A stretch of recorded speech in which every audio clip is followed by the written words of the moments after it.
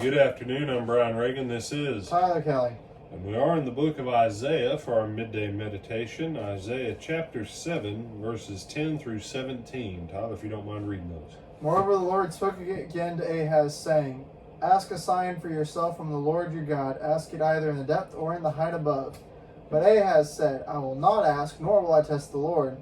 Then he said, Hear now, O house of David. Is it a small thing for you to weary men, but will you weary my God also? Therefore the Lord himself will give you a sign. Behold, the virgin shall conceive and bear a son, and shall call his name Emmanuel. Curds and honey he shall eat, and he may know to refuse the evil and choose the good. For before the child shall know to refuse the evil and choose the good, the land that you dread will be forsaken by both her kings. The Lord will bring the king of Assyria upon you and your people and your father's house, days that have not come since the day that Ephraim departed from Judah. All right. Normally when we come to this passage, we focus on verse 14, which we find in Matthew chapter 1 about the virgin birth. But I want to address the issue of false humility. False humility. Verse 11, God told Ahaz through the prophet, Ask a sign for yourself from the Lord your God. Ask it either in the depth or in the height above. Translation, big or small, high or low, ask whatever sign you want from God so that you'll know that what I'm saying to you is true. And Ahaz's response sounds like I will not ask a sign from the Lord. Now some people, no brother, that wasn't the tone he had. You don't know what tone he had. You just have the words recorded. Maybe it wasn't. I'm not going to ask him. Like, who's he? But you know, no matter what, Ahaz's response agitated God. Then again, basically Ahaz's entire life probably was just an agitation for God. Ahaz did kind of agitate God on pretty much everything. Mm-hmm. But what does God say there in verse 13? He says, you know, it's you wear out the people in your kingdom, and you wear me out too. You're getting on my nerve. That's the old-fashioned way of saying you're getting on my nerve, Ahaz. But you see, we have people today. Oh, I wouldn't ask God for that. I don't want to. Really? Really? God tells you, cast all your care upon me, for I care for you. Oh no, that's too small. It's caused ulcers and kept me up sleepless nights, and I'm taking heart medicine for my blood pressure, but I don't want to bother God with it. Really? Wow, you arrogant and disobedient bad child. Ah! Did you just call me that? Yeah! That's the same attitude Ahaz had. When God tells you something like that, and you can make it sound all pious and holy all you want, God says you're on my nerve.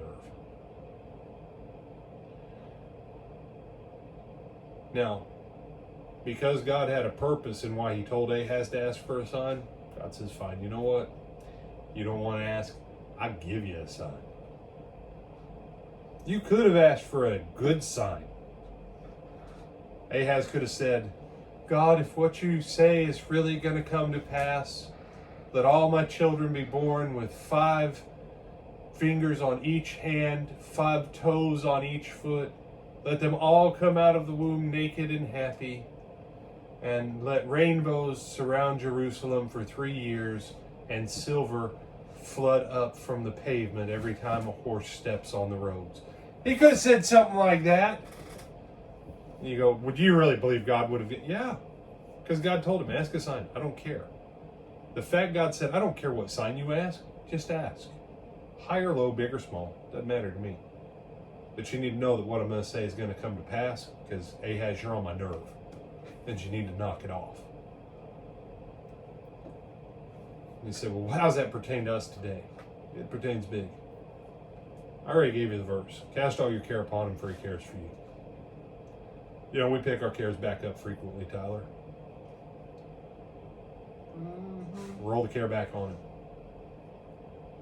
But what if God doesn't take care of it the way I think it should be? Because I'm arrogant and I like to pretend I'm not. It's all right. Yes, I'm on a roll today. I hate this phony humility garbage. Do you really think you're doing the creator of the universe a favor by not casting your care on him? Did Ahaz think that he was somehow sparing God some hard work? You say, well, if it had been that stupid thing that you just came up with, it'd have been a sign, wouldn't it? Every time a horse steps, silver coins pop out of the ground, and the whole city of Jerusalem is surrounded by rainbows every day for 3 years. That'd be a sign, y'all. You say, it's stupid. God didn't say it couldn't be stupid. He said big or small. And Ahaz it. And you say, but what if Ahaz didn't want to ask for the sign because he knew it would come to pass and it would be proof? Here's my question to you. Is that why you don't give your care to God? Because you're afraid that God might actually answer it? And if God answered it, you would start to know that there really is a God who really does hear prayer? And that he probably actually does mean what he says, and he says what he means? And that while he loves us, he has a very specific plan for us, and we better get on track with it because we're getting on his nerves? You have some thoughts on this one, my brother? No, sir. You sure? Yes, sir.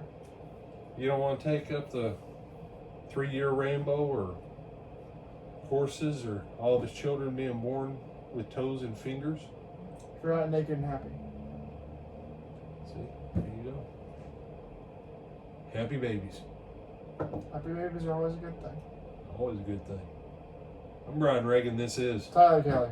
We bid you good afternoon. Lord willing, we'll see you tonight for Twilight Talks on Faith at 8 o'clock.